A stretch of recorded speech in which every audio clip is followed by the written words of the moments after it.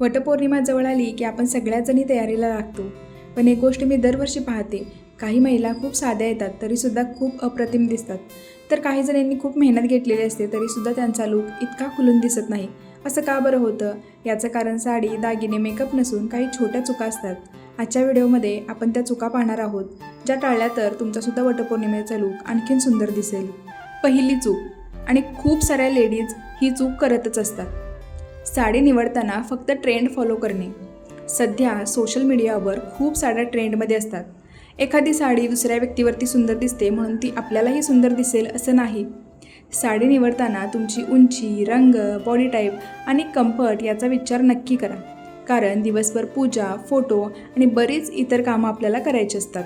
चूक नंबर 2, सगळे दागिने एकाच वेळी घालणे.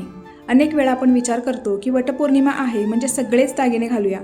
पण खूप जास्त दागिने घातल्यामुळे लूक एलिगंट दिसण्याऐवजी थोडा जड वाटू लागतो.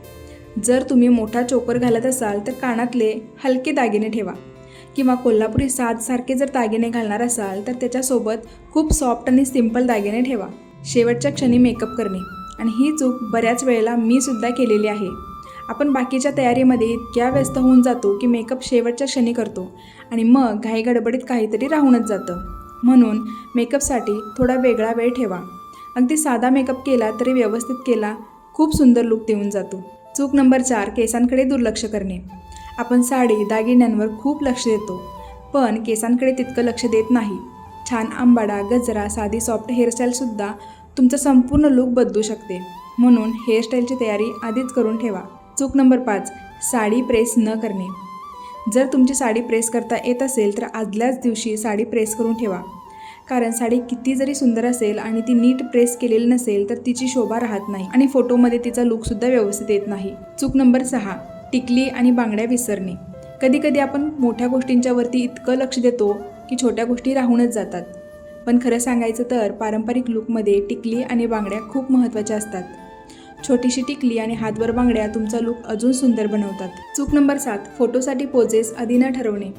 पूजा झाल्यावर किंवा पूजा करत असताना बऱ्याच जणींना फोटो काढायचे असतात, पण पोजेस कशा द्यायचा हे काही कळत नाही.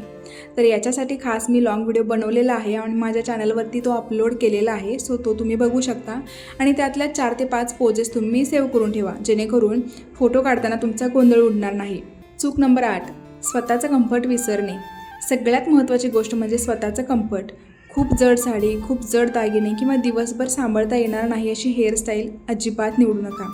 तुम्ही कम्फर्टेबल असाल तरच तुमचा आत्मविश्वास आणि सौंदर्य दोन्ही खुलून दिसतं. तर मैत्रिणींनो, वटपौर्णिमेला या छोट्या छोट्या चुका जर तुम्ही टाळला तर तुमचा लूक आणखीन सुंदर दिसेल आणि तुमचे फोटोज, व्हिडिओसुद्धा खूप छान येतील. तुमची तयारी किती झाली आहे हे मला कमेंटमध्ये नक्की सांगा आणि अशाच वटपौर्णिमा स्पेशल व्हिडिओसाठी चॅनलला नक्की सबस्क्राईब करा.